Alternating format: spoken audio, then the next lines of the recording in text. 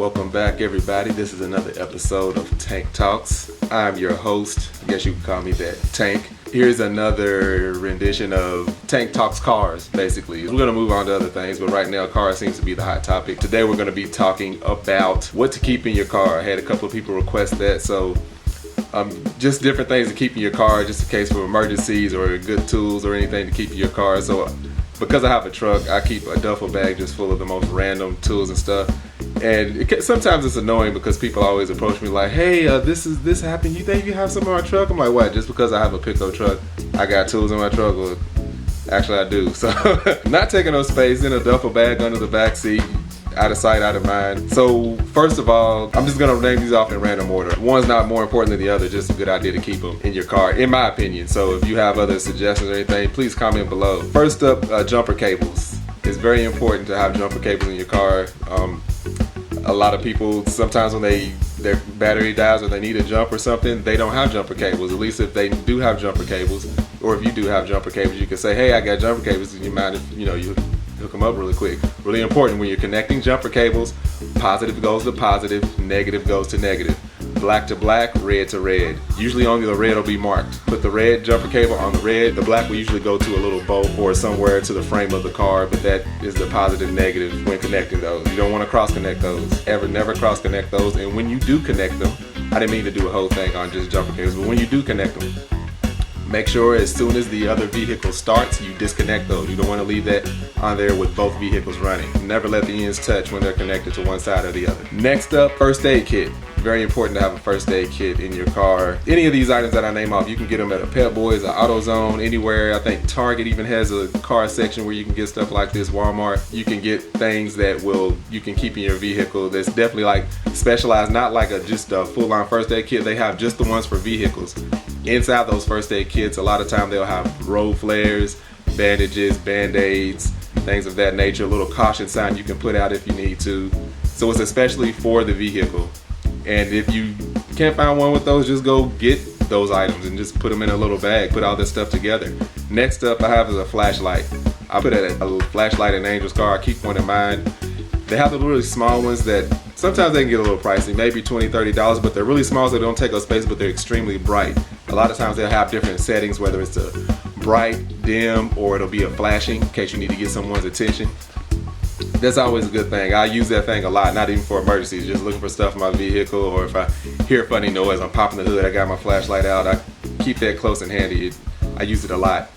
Another thing is an adjustable wrench. When I say adjustable wrench, I'm talking about this guy right here. This is good to have because as you can see, it's adjustable.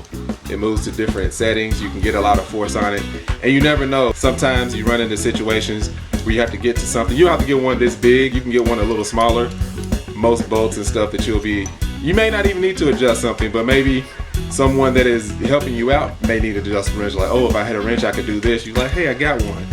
Or if you need to move something, it's always good to have. I have one in my truck and I've used it for numerous different things.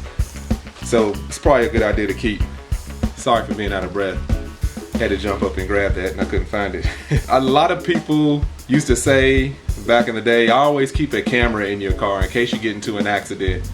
I don't know anyone that has a phone that doesn't have a camera on it. My dad's phone even has a camera on it. So I know everybody on the road probably has a phone that has a camera on it. A lot of people used to say that. You feel comfortable with that, still doing it, or you still want to do it? To me, that's just one more thing to keep up with. Does it go bad in the heat? I don't know, because of the film, who knows?